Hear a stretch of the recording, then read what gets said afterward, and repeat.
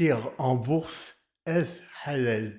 C'est une question que beaucoup de gens se posent, pas uniquement par curiosité, mais parce qu'ils veulent faire fructifier leur argent.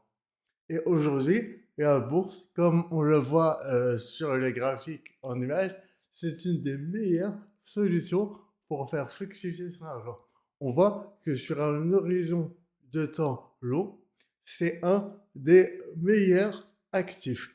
Avant l'or, avant l'immobilier parisien, avant et surtout le livret A qui est illicite, mais si on compare au livret A, la bourse et l'achat d'actions est bien au-delà en termes de performance. De 94 à 2024.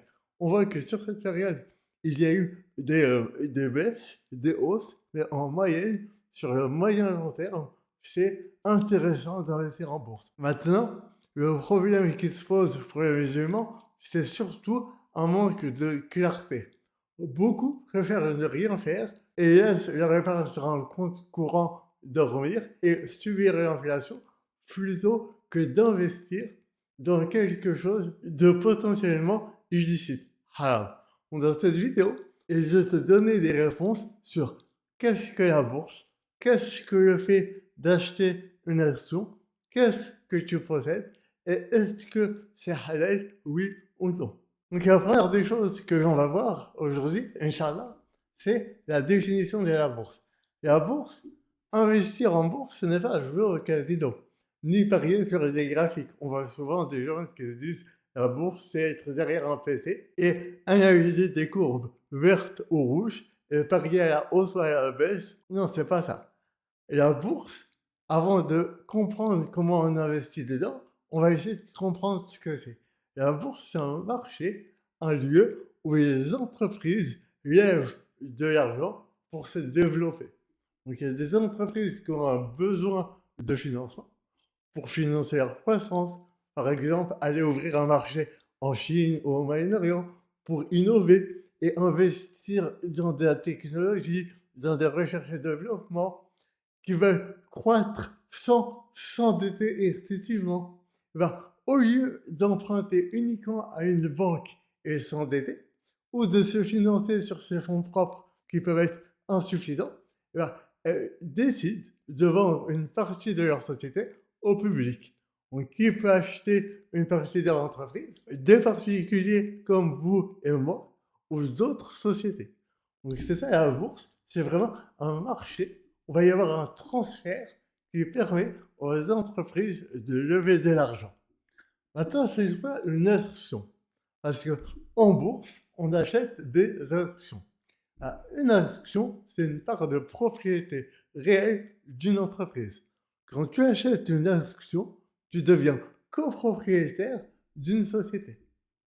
Donc, même si ta part elle est toute petite, admettons, tu achètes une part de Apple, eh ben, tu seras propriétaire, ne serait-ce que de 0,01% de Apple. Même si tu n'as pas de bureau chez eux, même si tu n'as pas des dizaines de millions, à partir du moment où tu achètes une action Apple, tu es propriétaire d'une partie d'Apple.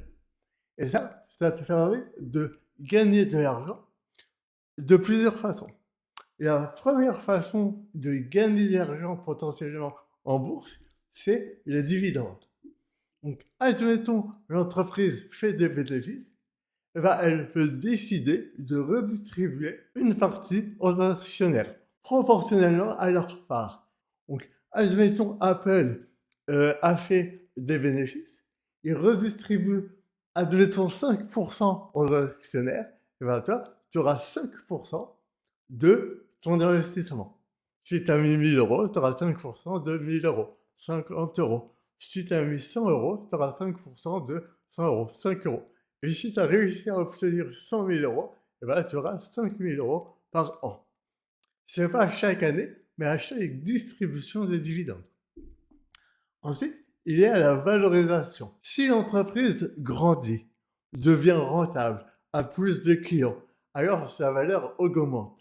Donc si tu revends plus cher que tu as acheté, tu gagnes de l'argent d'une deuxième façon, c'est grâce à une plus-value sur la hausse de la valeur. Donc la première façon de se rémunérer, c'est une partie des dividendes annuels, potentiellement. Et la deuxième façon, c'est une hausse de la valeur. Par contre, attention, investir en bourse, comme tout investissement, est risqué. Prenons un exemple. S'il y a 20 ans, tu avais investi dans Apple, et ben aujourd'hui, tu te serais enrichi. Tu aurais beaucoup plus d'argent. Par contre, si tu avais investi sur un Nokia, au même moment, aujourd'hui, tu serais appauvri. Donc, investir dans des actions individuelles, par exemple, choisir toi-même dans quelle société tu vas investir, et te créer un portefeuille d'entreprise que tu vas choisir en fonction de tes connaissances, c'est risqué. Et je ne le recommande pas. C'est pourquoi, moi, je recommande une deuxième façon d'investir en bourse. Et si tu souhaites en savoir plus sur les différentes façons d'investir son argent, que ce soit en bourse ou dans d'autres supports d'investissement, n'hésite pas à prendre rendez-vous dans le lien sous la vidéo. Donc, cette deuxième façon, c'est investir via des ETF. En fait, des ETF, c'est des paniers d'actions. Au lieu d'acheter une action individuelle, tu achètes un panier entier d'actions afin de réduire le risque. Et les rendements historiques montrent qu'ils sont généralement performants sur le moyen long terme. Alors que investir sur une société individuelle, choisir toi-même dans quelle société tu vas investir, c'est risqué. Donc ça, c'était juste pour faire attention. Quand on investit en bourse, il faut faire de façon intéressante et performante. Et quand on investit en bourse, c'est toujours sur un horizon moyen-long terme. Par exemple, 5-8 ans et plus. Le reste, si on achète et on vend le jour même ou à la fin de la semaine, c'est du trading. Et nous, le trading ne nous intéresse pas dans le sujet du jour. Parce que ça a un autre caractère de conformité chez les A et c'est beaucoup plus risqué. Maintenant, que dit la vision islamique sur ça? En fait, l'islam ne juge pas le support. En gros, l'action, on va juger ce qu'il y a derrière. Et une action représente une part de propriété dans une entreprise réelle. Vu que tu achètes une part de propriété, tu as aussi ses actifs, ses dettes, son activité. Et là, on commence à voir le souci, sûrement. Tu as vu, on a dit que tu avais, en achetant une partie de la société, également, tu achètes son activité, les revenus provenant de son activité, etc. Donc, acheter une action peut être accepté si ça respecte plusieurs choses. Donc, premièrement, l'activité de l'entreprise doit être conforme. Donc, on va retirer tout ce qui est armement, alcool, tabac, finances traditionnelles, films pour adultes, casino, divertissement, etc. Donc, l'activité principale, elle doit être conforme. Ensuite, sa manière de se financer, donc la dette bancaire, doit respecter certaines règles liées à l'éthique musulmane. Et aussi, sa façon de gagner de l'argent via ses investissements doit respecter certaines règles. Donc, comme vous devez faire attention sur la source de vos investissements, et l'entreprise également. Donc, investir en bourse, c'est ni halal ni haram.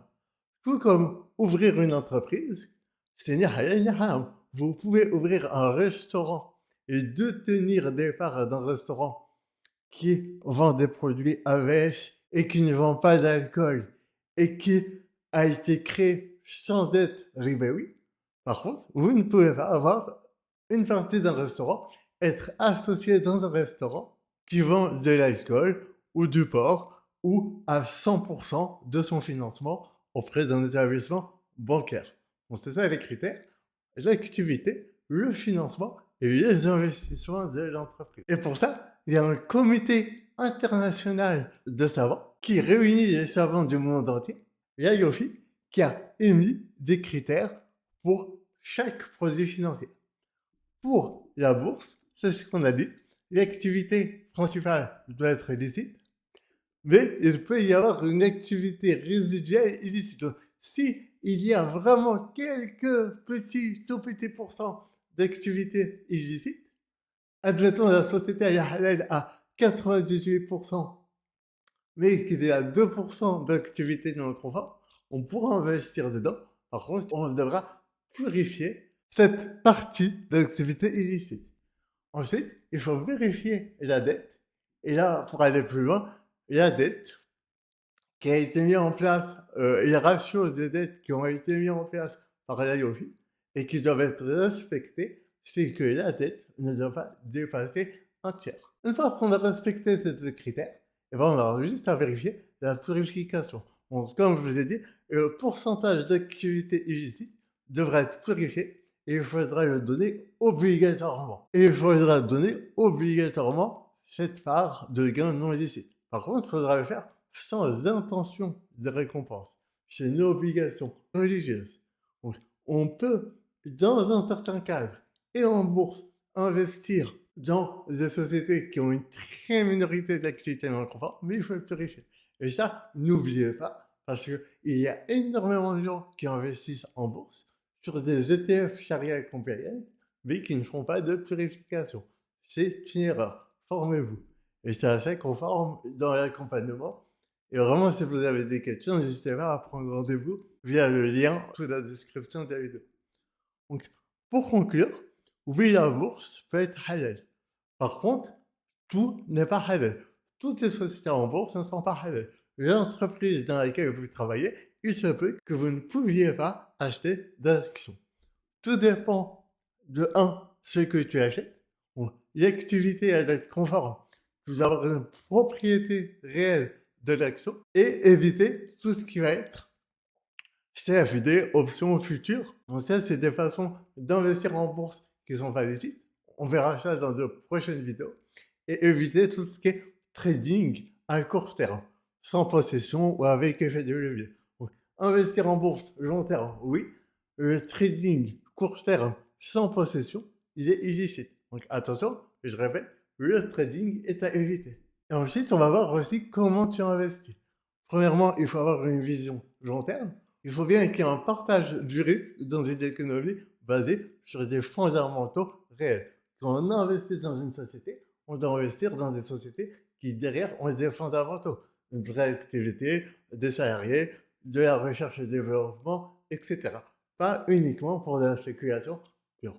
Donc voilà pour cette vidéo. J'ai essayé de faire le plus simple possible. Si vous avez des questions, posez-les en commentaire.